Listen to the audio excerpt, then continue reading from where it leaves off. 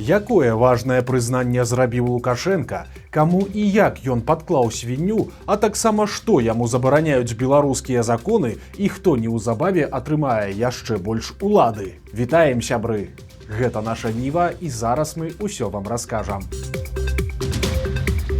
Лукашенко нарэшце прызнаўся, як адрэагаваў на украінскі ультыматум і нечакана пацвердзіў, што ў Мінску прайшлі сакрэтныя перамовы. Пакуль што ён знаходзіцца ў Беларусі і сёння прыняў адразу некалькі расійскіх чыноўнікаў рознага калібру. Але самае цікавае тут гэта прызнанне беларускага кіраўніка. Ён паведаміў, што зусім нядаўна ў гэтым самым мінскім кабінеце насупраць яго сядзелі прадстаўнікі Владзіміра Зяленскага. І паводле фанабэрыстай заявы Лукашэнкі ён адчытваў гасцей за надта рэзкі ультыматум украінскага прэзідэнта. Цікава, што гэта яго першыя публічныя словы на гэтую тэму, і цяпер ён не толькі прызнаў наяўнасць ультыматума, але і паказаў, як яго пакрыўдзіў дзёрзкі тон Зяленскага, а таксама прызнаў, што перамовы пасля ўсё ж прайшлі. Ускосна гэта сведчыць, што пасля гэтых перамоваў Лукашенко і сапраўды прыняў рашэнне адключыць тыя самыя рэтранслятары для навядзення дронаў. Праўда, часовае гэта рашэнне ці пастаяннае, пакуль невядома. Ну а сваім расійскім гасцям Лукашенко пакляўся ў вернасці Крамлю, а таксама паведаміў, што на самай справе цяперашні канфлікт ідзе не з Украінай, а з калектыўным захадам. Тым часам Інстытут вывучэння вайны ў сваёй апошняй публікацыі адзначыў, што Лукашенко як можа супраціўляецца ўсім спробам уцягнуць яго ў канфлікт. Маўляў, Мінск спрабуе знайсці баланс паміж захаваннем расійскай падтрымкі і рэшткамі суверэнітэту. Пры гэтым эксперты выдання лічаць, што Беларусь ужо цяпер фактычна анексаваная Расіяй, і таму любы украінскі удар па беларускай тэрыторыі нельга лічыць эскалацыяй. Таксама эксперты мяркуюць, што Крэмль можа паспрабаваць кампенсаваць недахоп сваіх людскіх рэсурсаў за кошт грамадзян Беларусі. Напрыклад, Масква можа настаяць на тым, каб беларусы служылі ў расійскім войску ці ў кантралюемых Расіяй вайсковых фармаваннях саюзнай дзяржавы. Праўда, прынамсі, пакуль такі сцэнарый выглядае фантастычным. Але спробы вярбоўкі ў расійскае войска беларускіх маргіналаў ідуць ужо даўно і, на жаль, ідуць вельмі паспяхова. Дарэчы, адметна, што пакуль Лукашенко намагаецца залагодзіць абодва бакі канфлікту, яго падначаленыя паводзяць сябе зусім інакш. Цяпер прадстаўнік Беларусі ў АБСЕ Андрэй Дабкюнас выступіў з хамскай прамовай на адрас Украіны ў цэлым і Зяленскага ў прыватнасці. Акрамя таго, лукашэнкаўскі дыпламат заклікаў саюзнікаў Украіны паўплываць на Кіеў, суправадзіўшы заклік намёкамі на прымяненне да іх ваеннай сілы. Праўда, невядома, ці атрымаў ён дазвол ад Лукашэнкі на такую дзёрзкасць, бо ўсё ж галоўны хам у Беларусі адзін, і, магчыма, надта ініцыятыўнага Дабкюнаса па вяртанні ў Мінск чакае непублічная вывалачка. Цікава таксама, як змянілася рыторыка Лукашэнкі за гады вайны. У 2022 годзе ён шчыра казаў, што Беларусь удзельнічае ў так званай спецыяльнай ваеннай аперацыі і гэтага не хавае. Але цяпер яго заявы гучаць зусім інакш. Маўляў, якая вайна? Мы ў ёй не ўдзельнічаем, не рэагуем на правакацыі, ды і ўвогуле не трэба нас туды уцягваць. Але вернемся да сённяшніх сустрэч. Скончыліся яны яшчэ больш нечакана, чым пачыналіся, бо Лукашенко раптам запрасіў украінцаў у беларускія лясы. І гэта зусім не жарт. Послухайте наступный кавалок. Я совсем недавно поручил, чтобы пограничники вместе с Гомельской областью, Брестской, отработали варианты посещения украинцев давно известных им мест. Что имеется в виду? Украинское приграничье всегда приходило к нам на территорию, собирали грибы, ягоды по 5-6 тысяч долларов. До войны еще они зарабатывали денег. Для того, чтобы прожить, что легко было в Украине до войны, очень тяжело. Мы открывали им дорогу, так было в советские времена.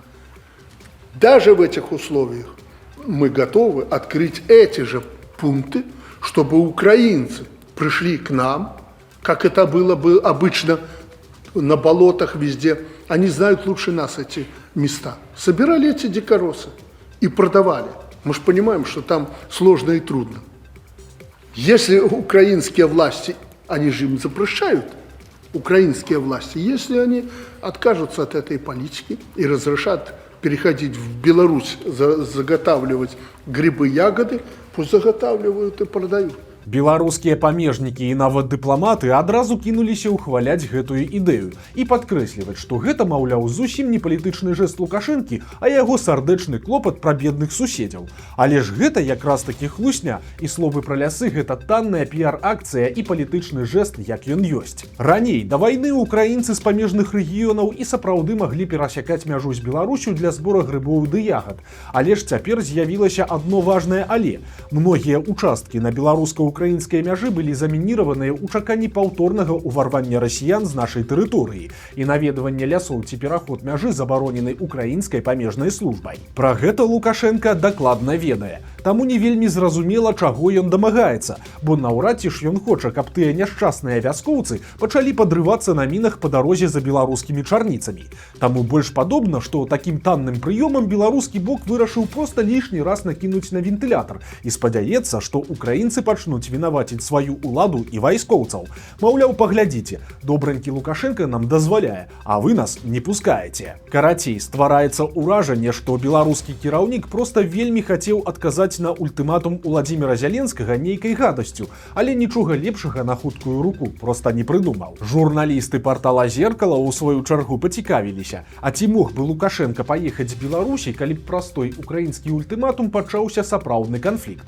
Усё ж вярхоўны галоўнакамандуючы павінны заставацца ў сваёй краіне падчас сапраўднай небяспекі. Ці не? Дык вось, аказалася, што законы прапісаныя так, што Лукашенка ўвогуле нікому нічога не павінен, а закон аб абароне сфармуляваны такім чынам, што там няма ані слова пра абавязкі Лукашэнкі альбо нейкія для яго забароны. Таксама з закона вынікае, што ў выпадку пагрозы хутчэй падначаленыя Лукашэнкі павінны прапаноўваць яму, што і як рабіць.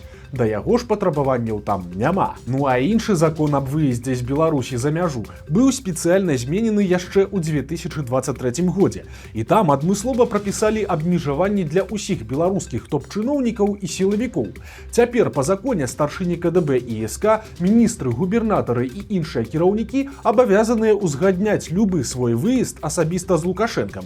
Але ж для яго самога там ніякіх абмежаванняў зноў не прапісана. Едзь куды хочаш і калі хочаш.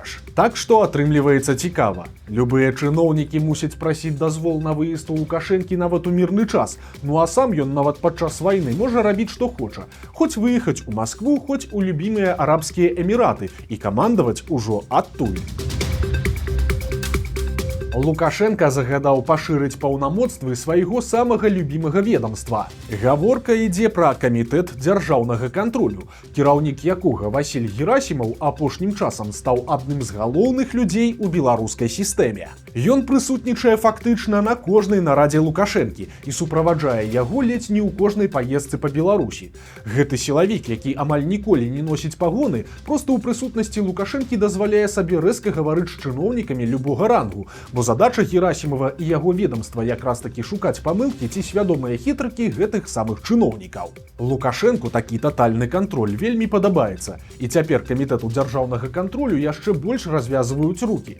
Галоўная навінка — гэта прыцягненне КДК да кантролю за іншымі сілавікамі. Прычым людзі Герасімова атрымаюць права рэкамендаваць, каго канкрэтна караць за тыя ці іншыя парушэнні. Плюсам да ўсяго, пасля сваіх праверак дзяржкантроль будзе накіроўваць Лукашэнку дакумент з ацэнкай працы кіраўнікоў ці чыноўнікаў ведамстваў, дзе тая праверка праходзіла. А органы фінансавых расследаванняў дзяржаўнага кантролю хочуць прыраўняць да суб'ектаў, якія праводзяць змаганне з тэрарызмам. Ну і як звычайна, калі Лукашэнку хочацца, то значыць хутка ўсё будзе, і КДК усе гэтыя паўнамоцтвы атрымае.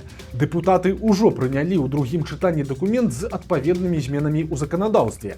Далей будзе згода ад Савета Рэспублікі і пасля подпіс самога Лукашэнкі.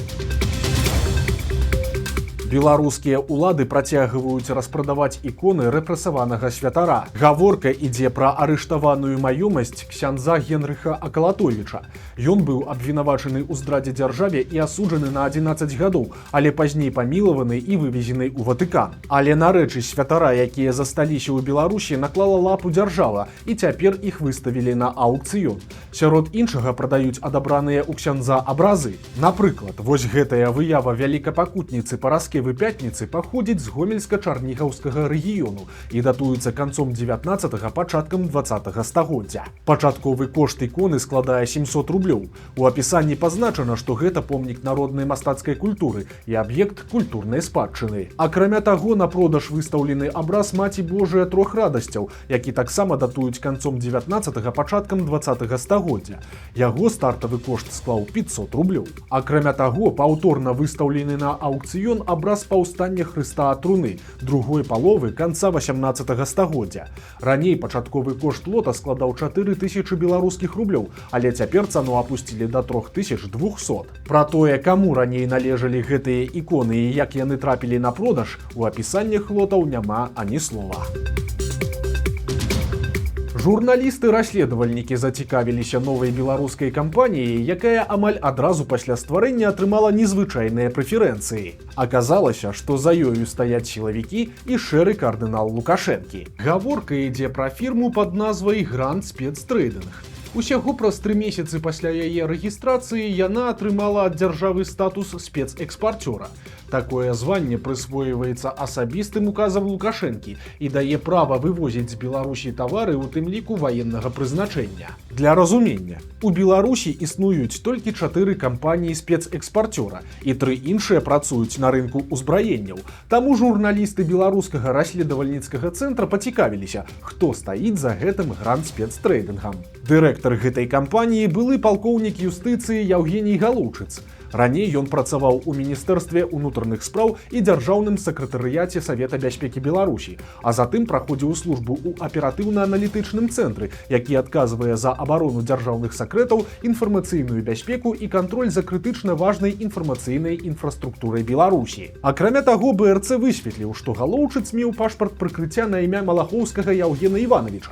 Гэта легальны дакумент, які выдаюць супрацоўніку спецслужбаў альбо агенту для аператыўнай працы. Адметна, што 8 сакавіка 26-го года Галоўчыца з пашанай праводзілі ў адстаўку, а ўжо на наступны дзень прынялі на працу дырэктарам Гранд Спецтрейдингу. Але далей весялей, бо рэгістрацыяй гэтай кампаніі займаўся юрыст Александр Юрачкін, звязаны з найбліжэйшым паплечнікам Лукашэнкі Віктарам Шэйманам. Калі журналісты пазванілі таму юрысту пад відам патэнцыйных кліентаў, то атрымалі накіраванне да Уладзіміра Скулаўца.